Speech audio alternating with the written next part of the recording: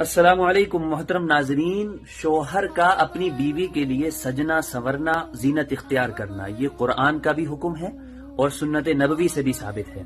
لیکن عام طور پر مرد حضرات یہ سمجھتے ہیں کہ عورت تو میرے لیے سجی رہے سنوری رہے، جب میں جاؤں خوشبو لگا کے جو ہے بیٹھی رہے، میرے لیے تیار رہے، اور خود اس کا اہتمام نہیں کرتے اور اجڑے چمن بنے رہتے ہیں، گٹکا کھاتے ہیں، سگریٹ پیتے ہیں، جس سے بیوی کو نفرت ہوتی ہے، وہ پسند نہیں کرتی ہے.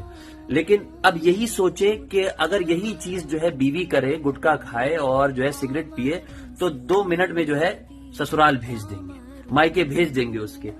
اب ہمیں کیا سوچنا چاہیے؟ قرآن پاک میں اللہ تعالیٰ فرماتے ہیں وَلَهُنَّ مِثْلُ الَّذِي عَلَيْهِنَّ بِالْمَعْرُوفِ، اور عورتوں کا بھی حق ہے جس طرح مردوں کا ان پر حق ہے دستور کے مطابق.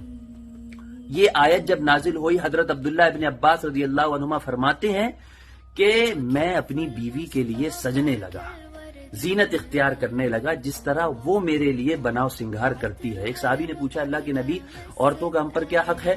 فرمایا کہ جو تم کھاؤ انہیں کھلاؤ، جو تم پیو انہیں پلاؤ، جو تم پہنو انہیں پہناؤ، اور کبھی بھی ان کے چہرے پر مت مارو، کبھی بھی ان کو گالیاں مت دو، کبھی کوئی جھگڑا ہو جائے، کبھی کوئی بات آ جائے تو کبھی ان کو گھر سے نہ نکالو، ہاں گھر ہی میں رکھو، اتنی اجازت ہے کہ بستر الگ کر لو، بس اتنی سی بات ہے. السلام علیکم.